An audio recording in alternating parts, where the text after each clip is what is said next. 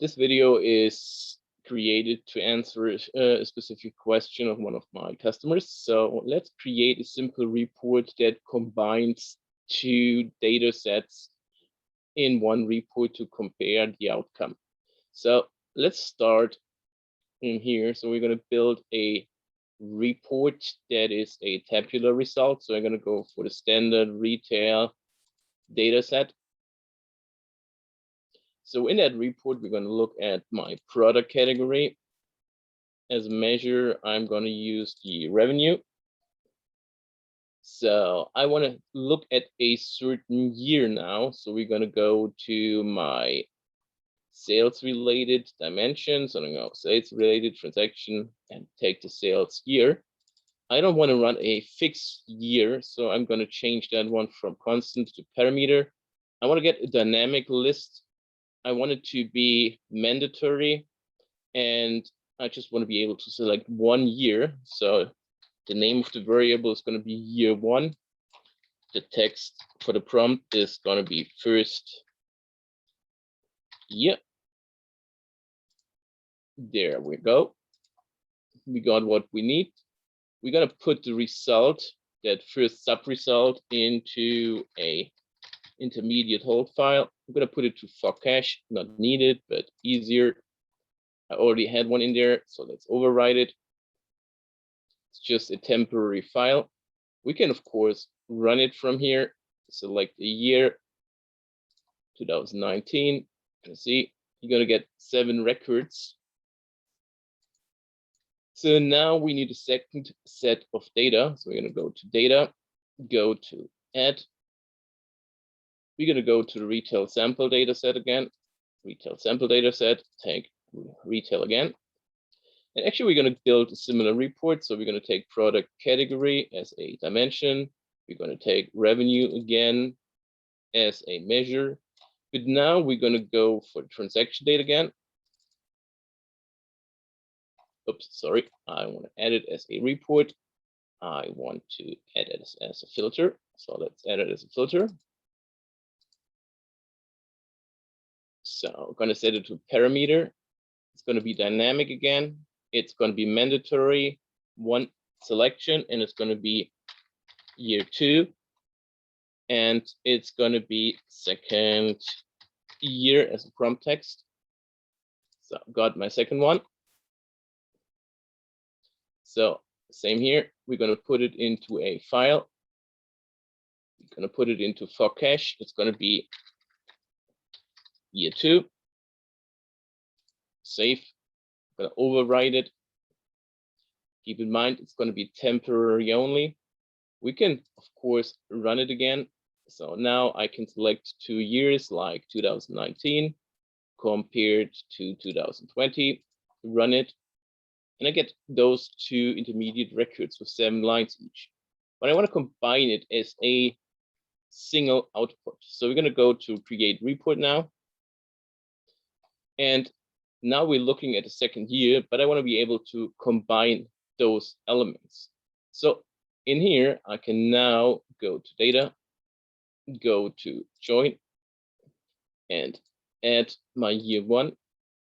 See, it's going to automatically suggest category as a link criteria, which is going to be perfect. Of course, I can change it here, but no need to. Click OK, and I got my 2 sets. Let's take product category from year 2, revenue from year 1, add revenue from year 2, and we got those 2 data sets in here. So of course we can run it again. And I want to combine 2018 with 2019 and see we get our revenue sets. So to make it even nicer, I'm going to add a new field in here. So I'm going to add a derived field. That one is going to be my year 2, which is revenue minus year 1 revenue.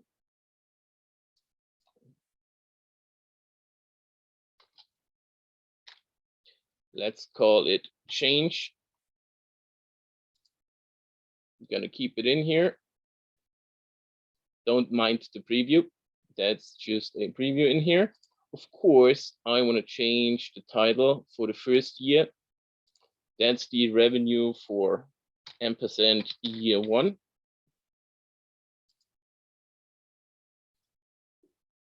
It's empty because I didn't select anything. So change the title, ampersand year 2. If you run it again, let's select the first year to be 2019, the second one to be 2020. Run it again. And see, we got a revenue for both years, and we see there was a positive change of 17 millions in here. So we can make it better looking, change something in here, like add a data bar or change a color coding for positive and negative. So that's going to make life way easier. If we have our report, I like it the way it is. So let's keep it, save.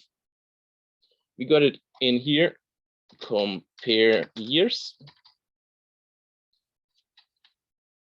Change the O, save it.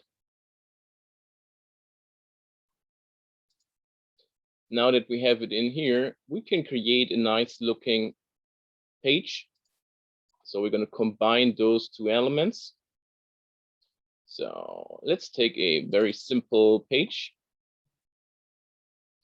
So there's my compare years. Put it onto the page. Size it to maximum. See, it's asking for those 2 years.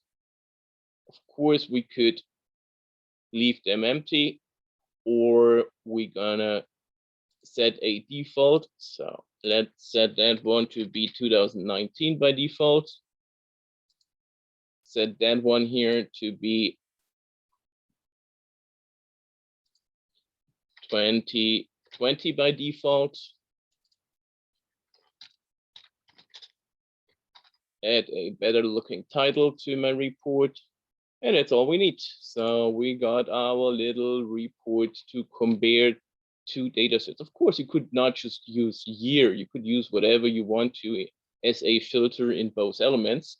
So I can also now compare 2020 with 2020, which is going to be 0, which is not going to be the most impressive one.